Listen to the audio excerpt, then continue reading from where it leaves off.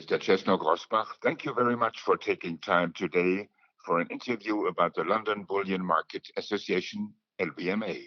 Many people who are interested in the subject of investment in physical precious metals have heard of the LBMA, but very few of them certainly know what is behind it. And Mr. Wrzesniok-Rossbach, perhaps you could first tell us something about the history of the LBMA. When and for what reason was the LBMA founded? The history of the London gold market goes back actually centuries. It originates, in a sense, in 1671 when Moses Mokata founded his own company, and which became one of the leading players in the London gold market. Others joined him, and in the end, there was the London gold market. 5 leading companies participating in that informal association.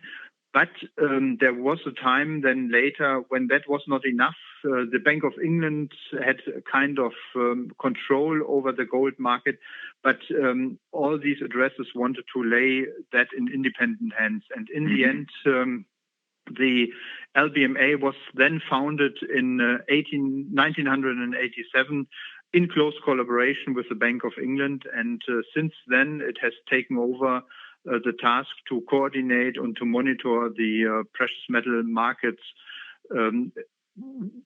with relation to the London bullion market, which is the most important in the world. And what exactly are the tasks of the LBMA?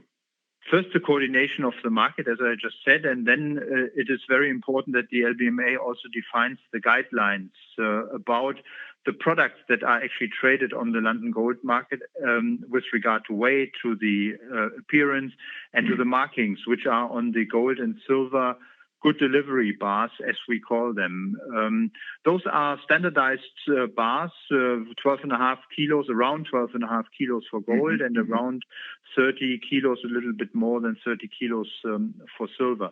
And these are produced by the accredited refineries, accredited at the LBMA, and most of them at the same time are also members of the LBMA. At the moment, we have about 145 companies which are actually members, and they come from 30 different countries.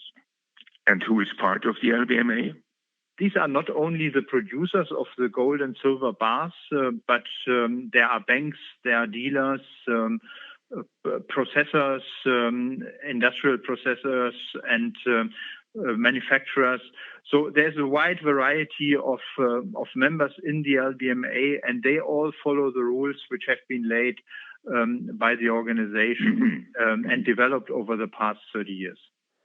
What is the benefit for the consumer if a product or a producer is LBMA certified? If an investor buys a bar which is produced by one of the members of the LBMA, it is to a certain extent a guarantee that it was produced under, say, the strict rules of the LBMA. It does not mean that the small investment bar from 1 gram to, say, 1 kilogram is actually an LBMA accredited bar. This is often misunderstood. Normally, as I said earlier, this is only the actual term London Good Delivery Bar is only meant for the large bars, for the 12.5 kilo and the 30 kilo bars, and not for the small bars. But as I said, the producers of those bars follow the rules, and therefore, for the investor, for the retail investor buying such a bar, he can be assured that the bar is in good quality.